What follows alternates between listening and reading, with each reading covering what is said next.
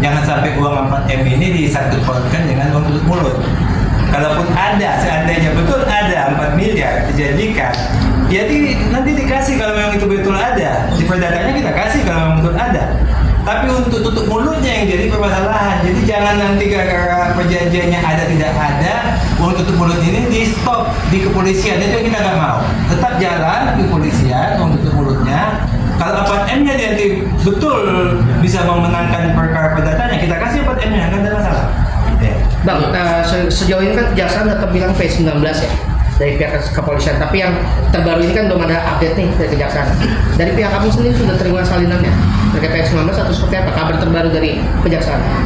Ya, jadi begini, kalau soal P19 itu antara penyidik dan jaksa penuntut itulah merupakan kewenangan mereka.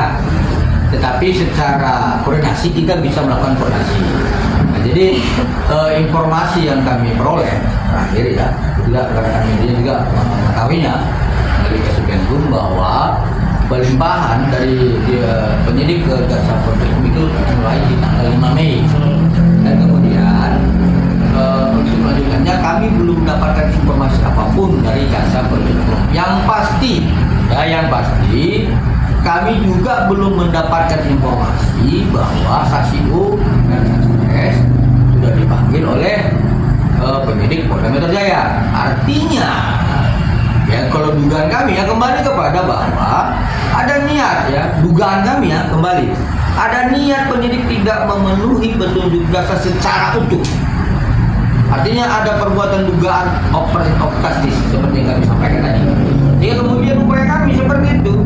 Ya kalau memang ada pelanggaran kode etik, pelanggaran dugaan tindak pidana, ya kami minta Bapak Kapolri melakukan kewenangannya terhadap atasan pimpinan penyidik. Karena apa? Tidak mungkin dong penyidik bawahan itu berani melakukan tanpa sistemnya. Seperti itu. Berarti ada dugaan penyidik sengaja mengulur waktu agar ini kita masa penahanannya bisa terus seperti apa? Saya lebih ekstrim. Kalau saya bilang ini dugaan saya adalah berupaya untuk tidak memenuhi petunjuk jaksa seperti itu ya. Kemudian untuk menambahi tadi tentang perjanjian, gila aja lah kalau ada klien kami berjanji kepada orang yang memeras. Nggak mungkin ah.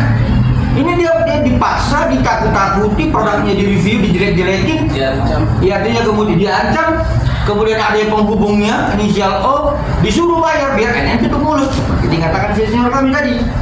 Nah kan gila nanti kalau kemudian ini menjadi sebuah kebutuhan prestasi, ya kan lucu. Masa ada orang yang ditekan, diancam, kemudian sepakat membuat perjanjian, lalu kemudian ada di situ saksi, dia sebagai tergugat Kapolri Kejagung, aneh. Justru yang kembali itu mestinya kami membuka. Iya. Kami nunggu dulu.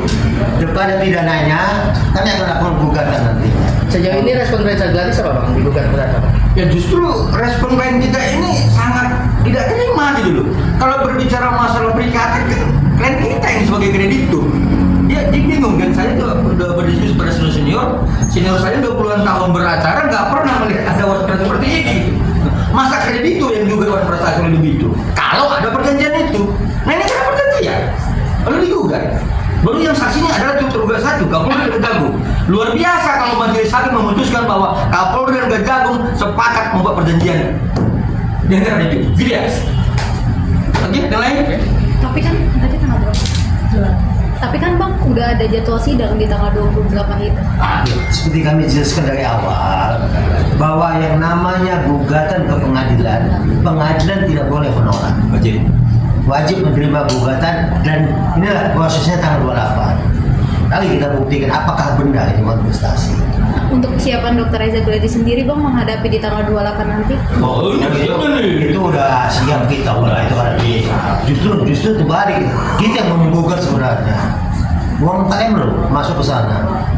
Akan hadir bang Dr. Reza Gladys besok di tanggal 28? Kalau itu tahap pertama apa simulasi? Dari senior lah ya. Kalau tahap pertama ini mungkin cukup kami sebagai kuasa hukum karena tingkat awal persidangan biasanya kuasa hukum. Kecuali ditentukan waktu mediasinya nanti, ya bisa saja dihadirkannya pihak prinsipal di sini. Oke. Yang lain? Ada berarti ada rencana gugat perdata juga? Nanti kalau sudah putus pidananya. Sudah putus pidana ini baru akan gugat perdata NM ya? Itu namanya PMH. Itu jelas karena ada landasan hukumnya. Tapi kalau kontestasi ini nggak ada landasan hukumnya. Saya juga banyak belajar, bingung juga. Tapi mana tahu ada pengetahuan yang baru tentang hukum, kita belajar. Ada kok hukum perdata yang baru kan. Soal pemutaran undang-undang apa siapa itu? Yang pasti kami tidak mau berjumpa langsung dengan pejabat-pejabat atau petinggi di Mabes Polri. Kami hanya menyampaikan secara normatif surat itu, dan kami berharap ya dalam waktu 1 minggu ini, karena ini sudah menjadi pusat perhatian publik dan unsurnya sudah terpenuhi Perkap 16/19 pasal 3. Salah satu unsurnya adalah menjadi pusat perhatian publik. Kalau dalam waktu 1 minggu ini tidak dijawab, nanti memang bukan kami akan lebih terbukti seperti itu. Ya, itu 1 minggu ini.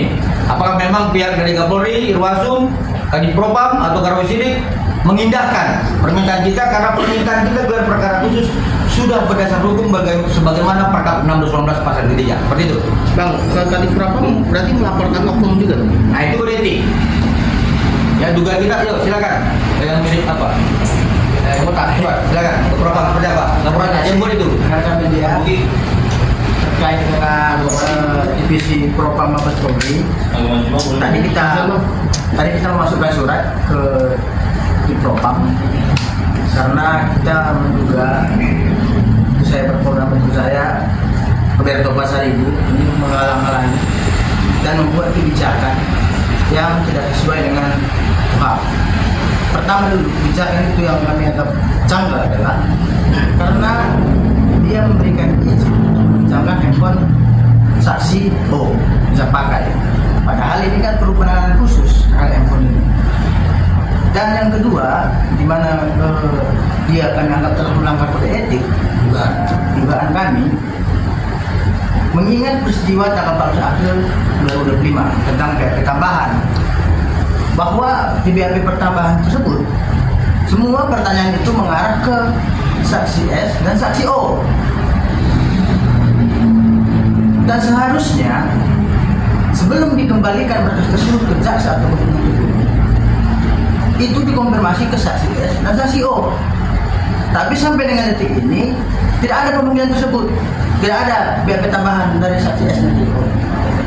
Maka dari itu kami menduga Bapak Roberto Pasaribu ini telah menghalang-halangi proses penyidikan dan tidak melaksanakan yang namanya Undang-Undang Nomor 2 Tahun 2002 Pasal 14 Ayat 1 huruf G, bahwa kepolisian itu dalam menangani sebuah perkara harus berdasarkan hukum acara pidana, dan hukum acara pidana kita sudah jelas diatur dalam Undang-Undang 9 Tahun 81. Di situ juga disebutkan tentang fungsi dari penyitaan, 1 angka 16. Fungsi dari penyitaan itu adalah untuk dikembangkan agar mempermudah proses penyelidikan dan penyidikan. Tapi kami lihat ini sudah mengarah ke menghambat tadi. Maka dari itu kami tadi memberikan surat kepada Propam Mabes Polri agar memanggil dan memeriksa ini pimpinan penyidik, dan bila mana nanti terpenuhi unsurnya seperti yang kami duga, maka kami meminta kepada Bapak Kapolri dan kepada di Propam copot dan PTDH itu Pak Roberto Pasaribu. Itu yang kami berikan tadi dari Propam. Sebagai tambahan begini kawan-kawan, jadi rekan kami menyampaikan bahwa adanya pelanggaran kode etik dan sebagainya tahapan hukum acara. Jadi pada intinya sederhana sekali. Tanggal 1 Desember 2024, klien kami melaporkan 4 orang, inisial O, inisial S, inisial IM, dan inisial NM.